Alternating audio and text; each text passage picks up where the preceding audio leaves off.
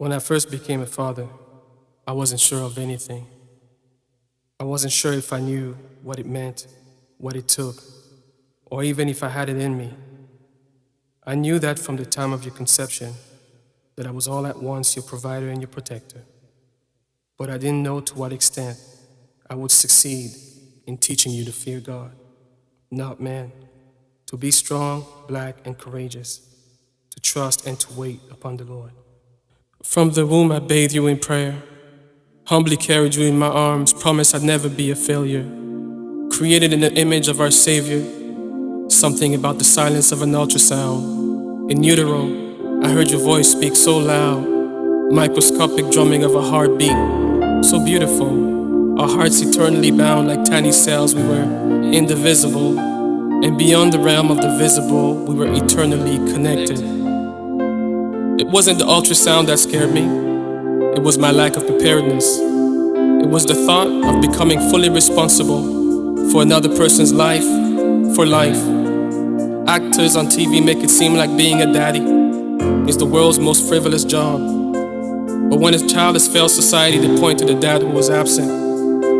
When a woman struggles in relationships, it's because she's daddy issues. Low emotional well-being, low self-esteem, behavioral problems and poor academic performance, crime and promiscuity and drug and alcohol abuse are due to the epidemic of a daddy deficit. And here I am, a father-to-be, watching you float in your mother's belly, instantly transformed, and I became afraid.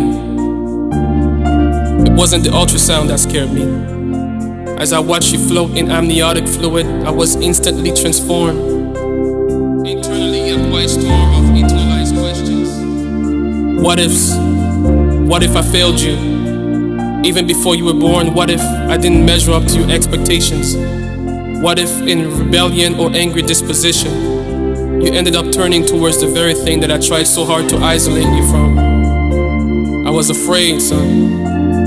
Blame it on the fight or flight reaction, but every fiber in me wanted to run. Wouldn't it be so much easier to just go away, not to have to face the unknown? Wouldn't it be less painful now that we don't know me and I you? But when I saw your heartbeat, your tiny 200 miles an hour heartbeat, it occurred to me that weeks before your head was ever developed, your heart would be the first organ to be formed.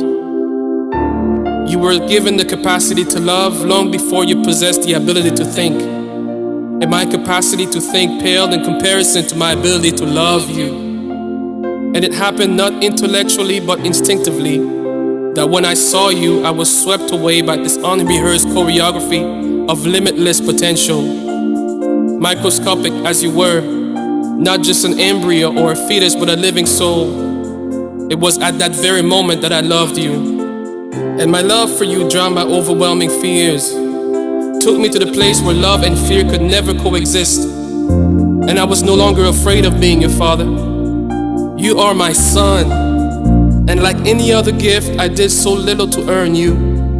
I am both the best and worst father you will ever have, but you stuck with me like a molecule. I will teach you how to say yes, please, thank you, and I'm sorry. I will teach you how to give a compliment and to accept criticism gracefully. I will teach you that you have a right to believe in miracles because that's who you are.